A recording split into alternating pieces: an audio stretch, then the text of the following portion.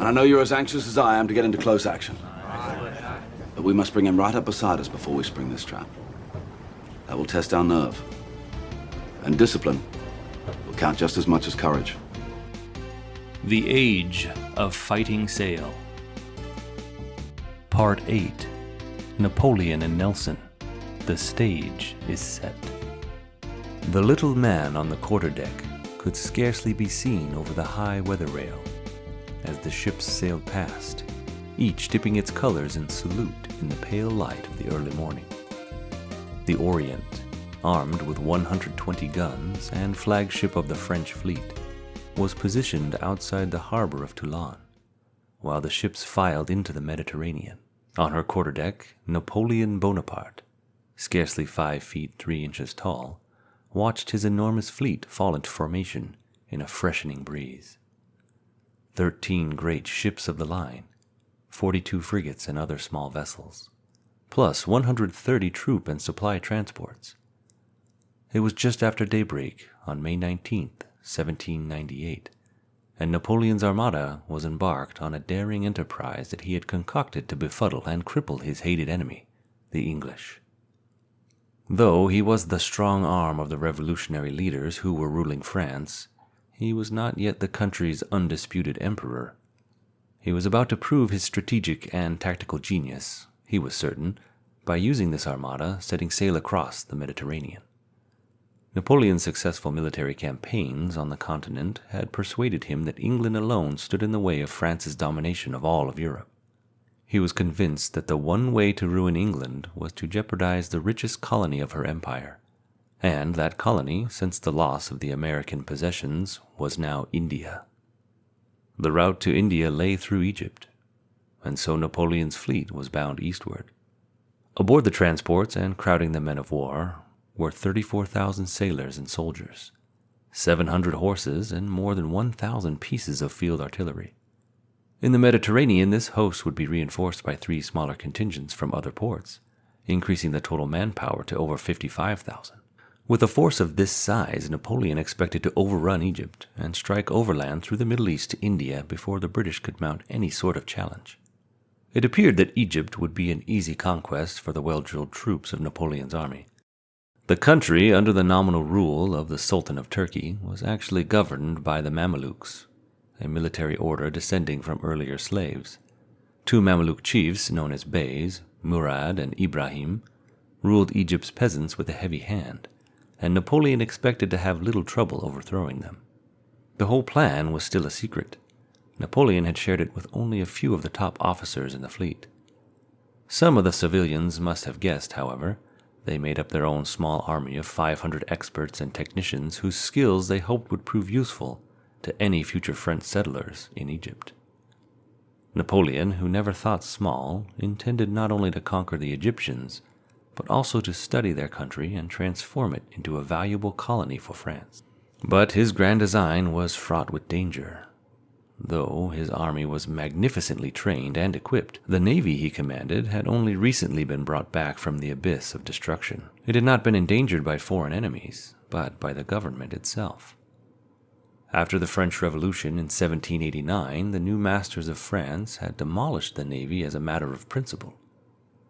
Under Louis XV and his grandson Louis XVI, the French navy had belonged to the lesser aristocrats. One officer on the navy list had his sole assignment for the task of certifying that applicants to the French Naval Academy were of noble birth. During the Reign of Terror from 1793 to 1794, 3/4 of the Navy's proud officer corps had died on the guillotine or fled into exile. Aboard the ships, discipline disappeared. Ordinary sailors voted on what orders they wanted to obey, and practical command fell to the demagogue with the loudest voice. The ships themselves, though superior in design to those of the British, had suffered from the Revolution as well. Their arms were commandeered for revolutionary forces, and the Navy had to make do for repairs with whatever it could scrounge, and the canvas, timber, and iron that it used for French men-of-war were often of inferior quality. In time, these errors were recognized. France had embarked on a war of imperial conquest in 1792, fighting England, Austria, Prussia, and Holland. While most of the early campaigns were fought in Europe, it eventually became obvious to its leaders that to achieve its real goals, France must conquer, or at the very least neutralize, the huge battle-hardened navy of England. Thus, while Napoleon, a general at 28, had been leading his troops to victory in battles against the Austrians in northern Italy, attempts to restore the French navy began in earnest. Discipline and morale had been re-established to some extent, largely through the efforts of a new generation of French naval officers, which included some of the aristocrats who had been lured out of hiding with promising offers of naval leadership. A new shipbuilding program had been started, though its results were not yet being felt. Embarking on his Egyptian campaign, Napoleon was forced to rely mostly on repaired and refurbished ships of the line. He had serious reservations about the abilities of the naval officers he had inherited. Few of his fighting captains were experienced as their Royal Navy counterparts. In fact, a number were recently recruited merchant masters, relatively unfamiliar with naval tactics, signaling, and gunnery. Even if he had been blessed with the very best of officers, he knew that he was still taking an enormous gamble in sending a fleet slowed by transports across the Mediterranean, while the Royal Navy lay in wait. But Napoleon was nothing if not a gambler, and he watched with a steady eye as his vessels formed up off Toulon. All in all, it took about 8 hours for the ships to work their way out of Toulon and join the formation. The fleet did not sail directly to Alexandria, but first made for the island of Malta. This was one of the ingenious parts of Napoleon's grand plan. Malta was situated in the very heart of the Mediterranean. By controlling it, France could control the entire sea and thus disrupt British communications with the Middle East. Since 1530, the island had been ruled by the Knights of Malta, descendants of returning crusaders who had settled there after their exile from the Isle of Rhodes. The major business of the Maltese was petty piracy, and like pirates everywhere, they understood overwhelming power. When Napoleon's forces arrived, they had little trouble. There were a few pockets of resistance, then the knights surrendered the island. For 8 days, the French soldiers and sailors, on a rare liberty, roamed the capital city of Valletta, looted Malta's treasures, and enjoyed its sweet oranges and willing women. For once, there was no danger of large-scale desertions. Where would a man go on that tiny island? At last, leaving behind a garrison of 3,000 men dumbfounded at their good fortune, Napoleon on June 19th re-embarked his troops and took his fleet back into the Mediterranean. This time he announced their destination was, indeed, Alexandria. The Grand Fleet proceeded southeastward at a speed of the slowest transports, which was scarcely 3 knots. At that rate it would take the fleet 2 weeks to reach Egypt. As on the 2.5-week voyage from Toulon to Malta, the soldiers aboard the crowded ships became seasick almost as soon as they cleared the harbor. Seasick and pale himself at first, Napoleon kept to his berth. His eyes closed, and his secretary read to him from the Bible and from the Koran, both of which Napoleon had listed in his traveling library under the heading of Politics. When he gained his sea legs after a few days, Napoleon climbed to the Orient's quarterdeck to watch gunnery practice beside Admiral Francois-Paul de Bruys, one of the survivors of the old Navy. Napoleon also felt well enough to conduct sessions on politics, economics, and religion with his staff officers and civilian savants. In the evenings he engaged in card games, at which he typically cheated and then returned his winnings. However, he was restive and preoccupied. From the moment that the fleet had departed from Malta on its crawling passage to Egypt, fast frigates had been circling the convoy day and night on the lookout for the inevitable British pursuit. The third night out was foggy, with virtually no visibility. But something was going on. In the distance, Admiral Bruys could distinctly hear the booming sound of cannon signaling from ship to ship. By the number of shots, he surmised that it was a major fleet. In this part of the Mediterranean, that could only be the Royal Navy. The build-up at Toulon had not escaped the attention of the British Admiralty, but its purpose was puzzling. Where was the big fleet headed? For England's back door, Ireland? For the English Channel and Britain's own shores? There were many guesses, but few of them included Egypt. Earl Spencer, First Lord of the Admiralty, sent a worried message to John Jervis, commanding the British fleet off Cadiz, that was blockading a force belonging to France's Spanish ally. Jervis should put a watch on Toulon and be prepared to intercept the fleet when it came out. If Jervis himself could not lead the squadron, Spencer had his own candidate, the up-and-coming Rear Admiral Sir Horatio Nelson. The choice would bring recriminations from the many admirals senior to Nelson, but as if by telepathy, Jervis had already decided on the same man. On May the 2nd, 1798, the day Spencer sent his message, Jervis dispatched Nelson with 3 ships of the line, 2 frigates, and a sloop to have a look at Toulon. Nelson was 39 and had accumulated considerable experience, though not so much as he might have wanted. After his 2 commands in the West Indies aboard the brig Badger and the frigate Hitchingbrook, he had spent much of the decade of peace between 1783 and 1793 on the beach at half pay, as was customary in the Royal Navy. His duty in the West Indies had led to his marriage to Frances Nisbet, widow of a Nevis Island doctor. The couple returned home, Nelson chafing for action. He had spent some time in France seeking to learn the language without much success. At long last, in 1793, he had been recalled to command the ship of the line Agamemnon, which he termed one of the finest 64s in the service, and from then on he was ascendant. Curiously, his first major action against the French was on land. While in the Mediterranean, he was detached with a party of sailors and marines to build artillery batteries at Bastia and Calvi during the British attack on the French island of Corsica. At Calvi, he had lost the sight of his right eye to a stone splinter during an attack on his fortifications. Returning to sea in the Agamemnon, he played a gallant role in a battle against 15 French men of war in 1795, during which he outfought and helped capture an 80-gun prize off Toulon.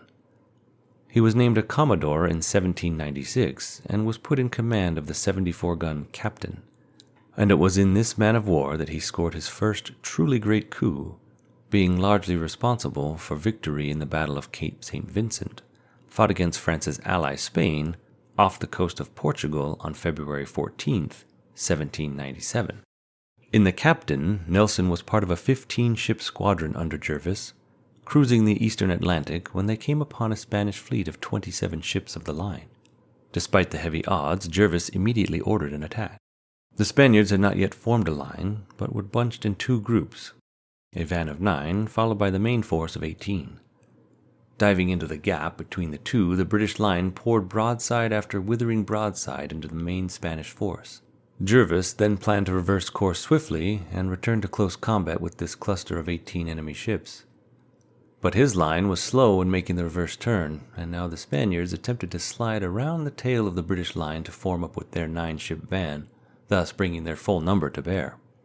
Nelson, on the quarterdeck of the Captain, third from the last in the British line, instantly grasped the situation. Without a moment's hesitation, he broke ranks, came about and threw himself across the bows of the 18 onrushing Spaniards. It was a cardinal sin, an act of unprecedented insubordination. In the Royal Navy, one followed one's admiral's orders, no questions asked.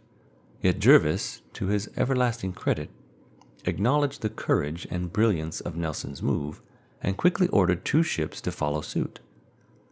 The Captain, by that time, was in close action with the gigantic 130-gun Santissima Trinidad and 6 other Spanish vessels. With his wheels shot away and his 4 topmasts gone, Nelson plowed his wreck of a ship into the enemy throng and sent his marines piling over the rail onto the deck of the 80-gun San Nicolas. Boarding the enemy ship himself by means of an upper quarter-galley window, Nelson fought his way to the deck, where the surprised Spanish officers surrendered.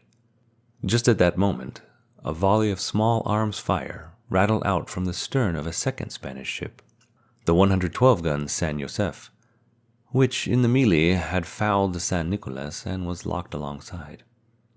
Nelson gathered his marines for another assault and jumped onto the main chains of the San Josef. But the Spaniards had no stomach for further battle. As Nelson climbed onto the deck, an officer leaned over the rail and surrendered the ship.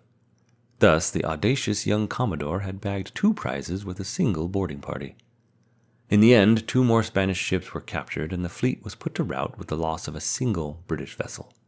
For his gallantry, Nelson was made an admiral and a Knight of the Bath. Equally important, he won the acclaim and gratitude of his commander Jervis, who himself was made Earl St. Vincent because of the victory.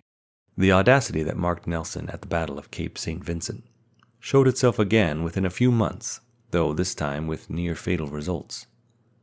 The British had learned that a Spanish treasure galleon had put into Santa Cruz de Tenerife in the Canary Islands. Nelson suggested to his mentor, the newly created Earl St. Vincent, that he be allowed to go after it, and the Earl readily agreed. On the night of July 24th, Nelson descended on the island with 4 ships of the line, plus 3 frigates and a cutter. In order to capture the prizes, it was necessary to secure the island. But nothing went right. Bad weather, tricky inshore currents, and stout defenses by the Spanish garrison foiled the British landing parties.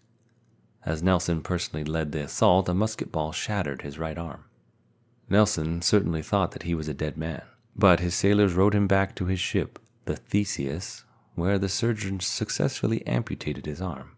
As he was recuperating at sea, Nelson despondently wrote Earl St. Vincent to say that a left-handed admiral will never again be considered useful. Injuries aside, he was the frailest admiral in the fleet. He stood barely 5 feet 7 inches and weighed no more than 130 pounds. Moreover, he suffered periodic fevers brought by malaria contracted in Central America during his tour of duty in the Caribbean. Cold nights on deck brought on racking coughs, nervous anxiety caused him sleeplessness, and weakness from loss of appetite. And most of the time, an awful fate for a sailor, Nelson was seasick. Yet there was something altogether exceptional about the man that had made Lord Spencer and Earl St. Vincent. Each, acting on his own, reached down through the Admiral's list for Nelson at a critical moment. This one-armed, one-eyed, emaciated little man was transformed by battle. He was a brilliant tactician, and the sound of guns, the smell of smoke, the presence of death turned him into a fearless, savage, and relentless fighter. If anyone could be counted on to track the Toulon fleet, intercept it, and pound it into destruction, it was indeed Horatio Nelson.